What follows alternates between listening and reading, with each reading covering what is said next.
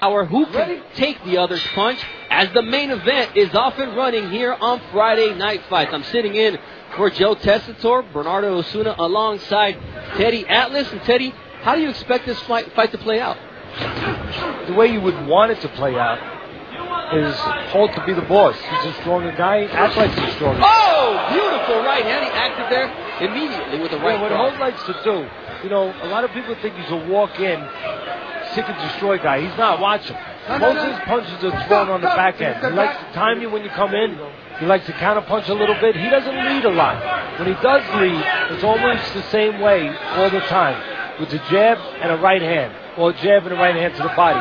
But most of it is when you come in. Most of it is playing off of what you do. He works off the timing and just placing the punch properly. That's what he did in the early seconds of this first round against Tim Coleman, who trained himself for this fight. He left Roger Mayweather, he left Eddie Mustafa Muhammad, and he decided to train himself for this fight. He admitted to being undisciplined as a fighter, that he drank a Corona a couple days before the weigh-in. He was eating candy at the weigh-in, not really worried about the fight. He told everyone that he drank a Corona. We don't know if he did. Some guys like to say that. If he did, shame on him.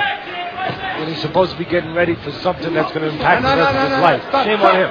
But you don't know that. He might be just saying that to make it easier for him a little bit. For you to say, hey, he didn't take this serious. This way, if he doesn't perform up to expectations, people say, yeah, he wasn't at his best. He didn't take it serious.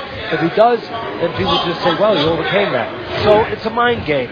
Sometimes the things coming out of athletes' mouths, believe it or not, they're not always 100% true or 100% accurate. And you're talking about Coleman hasn't had a trainer with him. Holt's been on his own.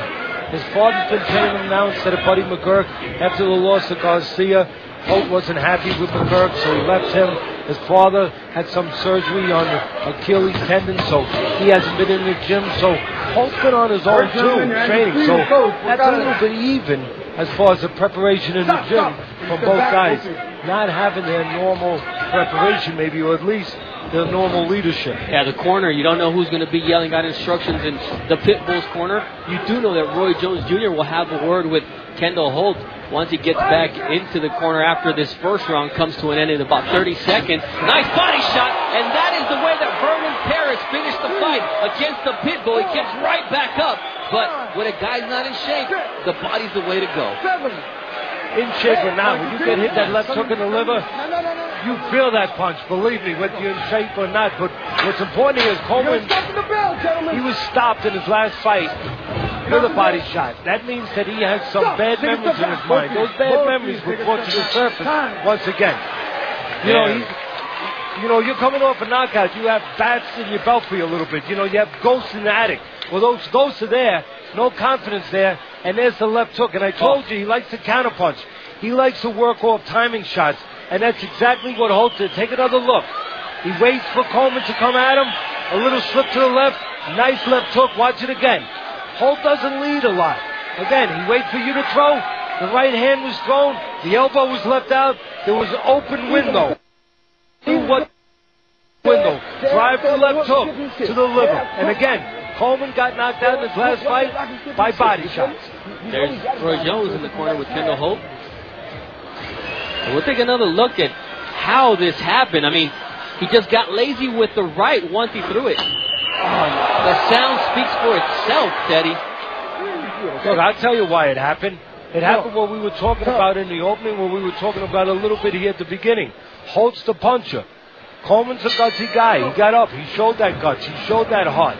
But he's a guy that sometimes doesn't do what's best for him. If he drank those beers, that wasn't best for him. Standing in front of Holt, not conceding to yourself that you're not the stronger guy, that you have to control your ego, you have to move to the side a little bit, you have to be a little slicker, a little smarter, you have to come up with ways to offset the power of Holt. Not doing that is not going to allow you to move up the boxing ladder when you're fighting a stronger guy. And that's what the problem is. Coleman stands right in front. When you stand in front of the stronger, better puncher, guess what? You're going to come out second a lot of the times. And he got caught again, first with the left uppercut, and then the left to the body. There you go, a nice left hook to the side of the head. And once again, now he follows it up with the right, and Coleman is down. As Ray Corona gives him the count. I don't think he'll stop the fight. He'll continue, but it's the shots that have a adverse effect on. It's not just a physical effect. Let me tell you something, Bernardo.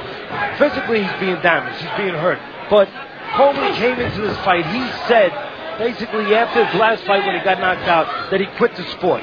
That he didn't want to be in the sport. Then he said, I'm a prize fighter. That's who I am. I can't change anything. So, what the heck? I'll come back. Well, you better change something. You better change that attitude, that thinking a little bit. Otherwise, you're going to get the same results. The results that you had in the last fight and the results that so far tonight are there. He said, one of us is going to get knocked out. It looks like it's going to be him as he goes down for a third time this fight. The corner man about to step up and get his fighter disqualified. He's not hurt, but his heart is not in it. And that's the big difference. Kendall Holt is ready to just step on the gas and go right after him here as he has a minute left in the second round. Very tough for him to survive. You stand in front of a guy that can hit home runs, he's going to put him over the fence on you. And again, Coleman standing right in front of Holt. Now, the one thing that gives Coleman a chance maybe to survive is there it is. And there he goes down again. And that time there wasn't a clean punch. Now we're in the mental areas that I alluded to a little earlier. Now the corner is getting up in the ring with the towel. They're letting the referee know that this fight is over. And but they didn't need to let him know. He knew it was over.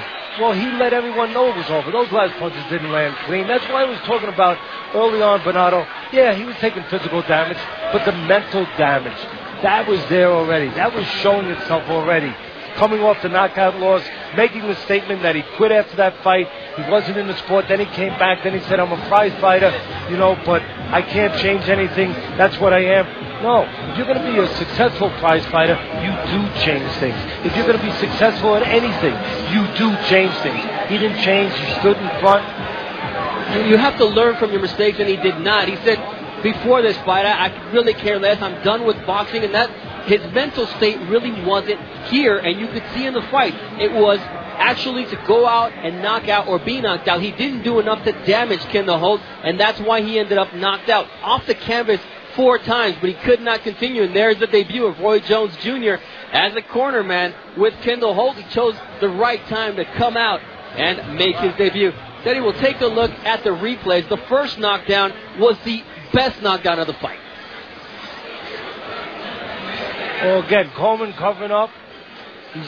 That time, look, let's call it the way it is. He didn't get hit there. Let's watch again.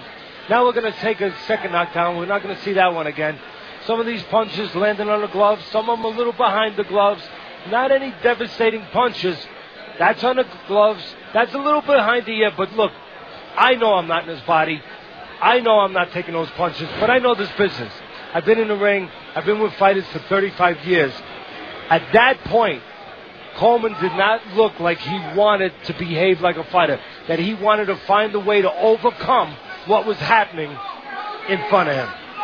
Well, Kendall Holt's going to school to be a physical therapist, and Coleman may need some physical therapy after this fight as we're ready to go into the ring for the particulars with Mark